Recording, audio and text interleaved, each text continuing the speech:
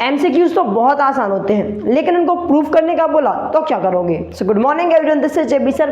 Proof करना सिखा दूंगा, कुछ नहीं होता है भाई साहब, क्या होता है बताऊंगा। एक बार पढ़ते हैं क्वेश्चन क्या बोल रहे हैं, जिससे कि व्यूअर्स को समझ जाए कि भाई साहब क्या करा रहा हूँ क्या नहीं करा रहा हूँ। Choose the correct choice in the following and justify. मतलब क्या करना है, कुछ नहीं एमसीक्यूज है और उनको रीजन बताना है, ये ऐसा क्यों है, जस्टिफाई करना है। कुछ नहीं यार, सिर्फ सॉल्व करके बता दो और बोल दो कि भाई साहब इसलिए ये जस्टिफाई हो रहा है, इसलिए ये हमारा आंसर आ रहा है। क्या बात क्लियर, ठीक है। तो क्या करेंगे, हमें क्या बताना है, 30th term of an AP 10,7,4, dot dot dot dot dot dot dot dot. ठीक है भाई साहब, क्या करेंगे, ध्यान से देखो ध्यान से देखो ध्यान से देखो। कुछ नहीं करना है, सिर्फ सॉल्यूशन करना है। क्या करना है, सिर्फ सॉल्यूशन करना है। अच्छा सर बहुत नई बात बता दी, सॉल्यूशन करना है। सॉल्यूशन तो करना ही होता है, लेकिन किस तरीके से। देखो यार क्या होता है, अगर आपको किसी भी एपी की कोई सी टर्म निकालनी है, उसका एक जनरल फॉर्मूला होता है। क्या होता है भाई साहब, एन बराबर a plus n minus 1 into d. तो ध्यान से देखो, हमें कौन सी टर्म निकालनी है, हमें 30वीं टर्म निकालनी है। कौन सी निकालनी है, 30वीं टर्म निकालनी है, ठीक है। अब ज़रा देखो, ये जो फॉर्मूला है ना, इसमें हर चीज़ का अपना एक मतलब होता है और हर चीज़ अपनी एक चीज़ होती है। ए मतलब क्या होता है, फर्स्ट टर्म। तो इस एपी में पहली टर्म क्या है, 10 है, मतलब ए की वैल्यू कितनी भाई साहब, 10, ठीक है। अगर मुझे कॉमन डिफरेंस निकालना हो, अगर एपी होती है तो कॉमन डिफरेंस कैसे निकलता है किन्हीं भी दो टर्म को माइनस कर लो, आगे वाली टर्म से पीछे वाली टर्म को माइनस कर लो। तो अगर मैं डिफरेंस निकालने जाऊँ तो ध्यान से देखो, 7 में से अगर मैं 10 माइनस करूँगा, 7 में से 10 माइनस करूँगा, मुझे क्या मिलेगा, -3 मिलेगा। मतलब मैं बोल सकता हूँ भाई साहब कॉमन डिफरेंस कितने का है, -3 का है। क्या भाई साहब, -3 का कॉमन डिफरेंस है। मुझे कौन सी टर्म निकालनी है, मुझे 30वीं टर्म निकालनी है। कौन सी वाली, 30th टर्म निकालनी है। मतलब एन की वैल्यू कितनी होगी, 30 होगी।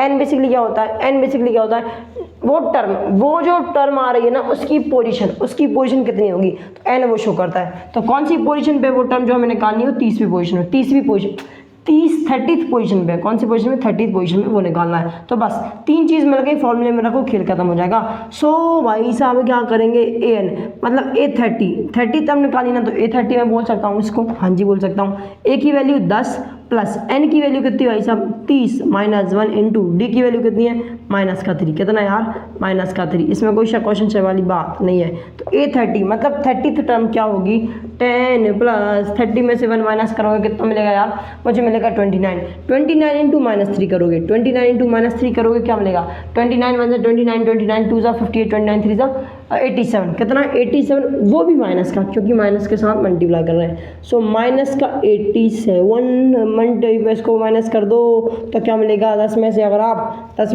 में से 87 माइनस करोगे तो क्या मिलेगा, 77, वो भी माइनस का।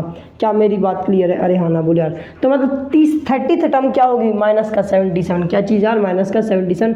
इसमें टक लगा दो और ये हमने वेरीफाई भी कर दिया है, जस्टिफाई कर दिया है। बस मतलब सॉल्व करके दिखा दो, जस्टिफाई हो गया है। क्या बात क्लियर, नहीं तो क्या करते हैं कई बच्चे, इसमें सिर्फ टिक लगा के चल जाते हैं, खेल खत्म, रट के जाते हैं और टिक लगा के चल जाते हैं, खेल खत्म हो जाता है। हाँ, खेल खत्म नहीं होगा, पूरा खेल खेलना पड़ेगा, मतलब सॉल्व करना पड़ेगा।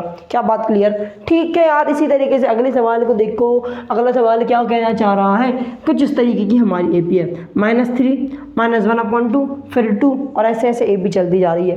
तो ध्यान से देखो, देख के हमें समझ आ रहा होगा ए की वैल्यू कितनी है, -3।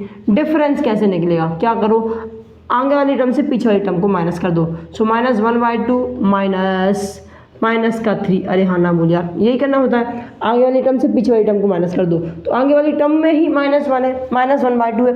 और जो हमारी सेकंड टर्म है, सॉरी जो सेकंड टर्म है उसमें -1/2 है। फिर माइनस फॉर्मूले का साइन आया, फिर क्या हुआ भाई साहब, -3। मतलब जो पहली टर्म थी उसमें भी माइनस का साइन है, इसलिए कुछ इस तरीके से आ रहा है। अगर इसको मैं सॉल्व करूँगा तो मुझे क्या मिलेगा, -1/2 रहेगा।